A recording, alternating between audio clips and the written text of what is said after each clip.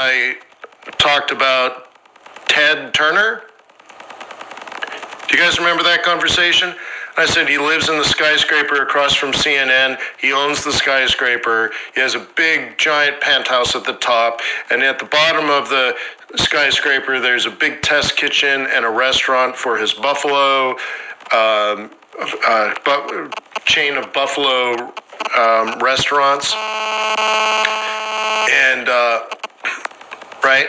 And of course, he has the Buffalo restaurants because he raises buffalo. One reason for it is that it has high prices and receives lots of subsidies from the government. And ultimately, all he really wants to do is buy enough land to ride a horse from Mexico to Canada without ever leaving his property.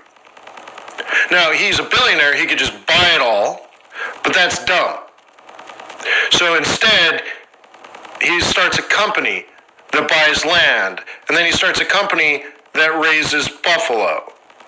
And then he starts a company that sells buffalo in restaurants. And then he buys a building to house the restaurant, and then he lives at the top of the building in a penthouse. So, which is another corporation. All of a sudden there's like 6 corporations involved. You understand that? Every single one of those makes its own income. Because remember, someone's income is someone else's spending. So, right? So he pays rent to his corporation that owns the apartment, but then the apartment has to pay to the building, and the building collects rent from the restaurant, and the restaurant is buying food from the ranchers, and the ranchers are paying rent for the land, and Ted Turner owns the whole supply chain. So he's collecting money and paying money, collecting money, paying money, collecting money, paying money, all the way through. And of course, to run this whole thing, he has to have private jets and limousines, and all those are business expenses. Even the jet is probably a business in of itself. And at the end of the day, he spent all his money on expenses, so he's dead broke. But he owns a company that owns the plane. He owns a company that owns the building. He owns a company that owns all the restaurants and has thousands of employees. And he owns the company that raises buffalo. And then he owns a company that owns the land that the buffalo is raised on. And ultimately, he gets free food, free rent, free jet, free limousine. But he doesn't make any money. Okay? So I took a picture because I went to Ted's that night, and I took a picture, and I wanted to share it with you guys on YouTube. It just didn't get done. But it was funny, though. So I actually went to Ted's. The point is, George is funny because you wear a mask through the parking lot, and at the front when they're checking you in, then they sit you down at the table and you take your masks off. And last night I ate at the country club with the family, and we were sitting out on the back veranda with a view of the golf course, and I ordered a bone-on ribeye and everything.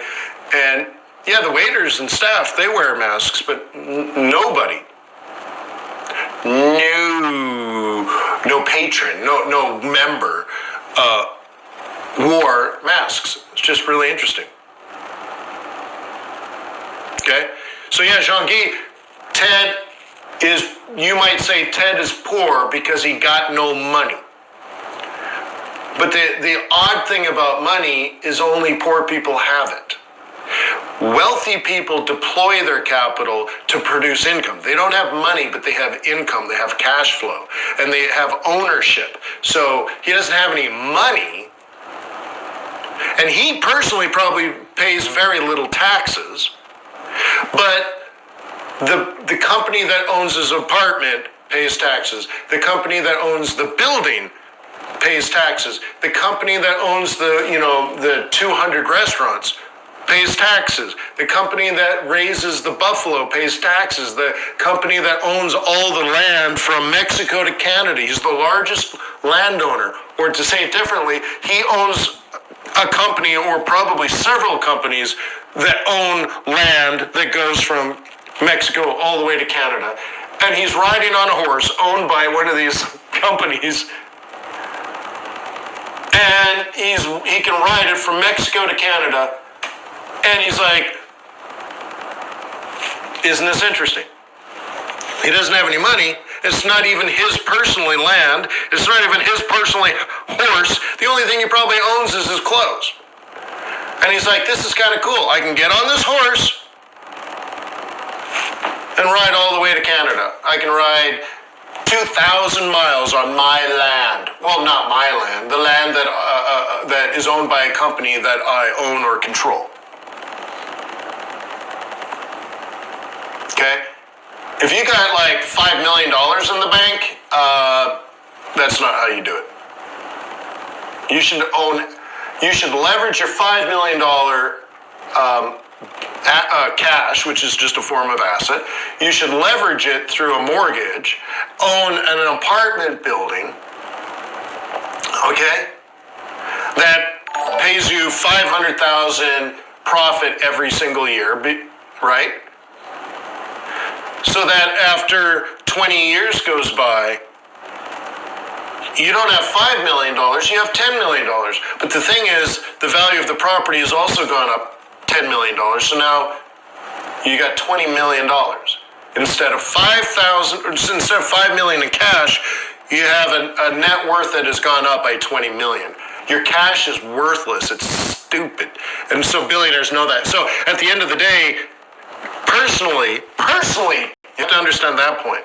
Personally, Trump might not pay very much in taxes, but that's how the game is rigged. It's supposed to be that way. You wouldn't personally pay much in taxes, but your business pays taxes up the yin-yang, and all the businesses you own, and all the business, and all the buildings, and all the trusts, and all the LLCs, and all the tax investments, and all of that is taxed up the yin-yang, right? Your stock ownerships, and so if you sell your stock, you're going to get taxed up the yin-yang, and all this.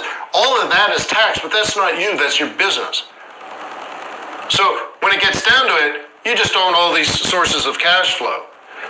And your cash flow is eaten up by your expenses, so you write it all off, so your living wrote off your cash flow, so at the end of the year, you got no money.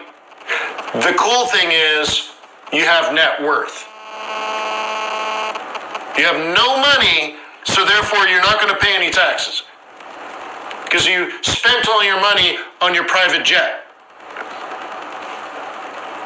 But the cool thing is you own $500 million in real estate and you're going to make $30 million in positive cash flow next year. Plus, all your assets are going to appreciate. So you might make another $30 million next year on paper and make $30 million in cash, but you don't have any money. So it's a whole different mindset. It's really interesting. Adam says, hey, how much do you think not reaching agreement in the stimulus of the election? Okay, let's go right back to the euro dollar.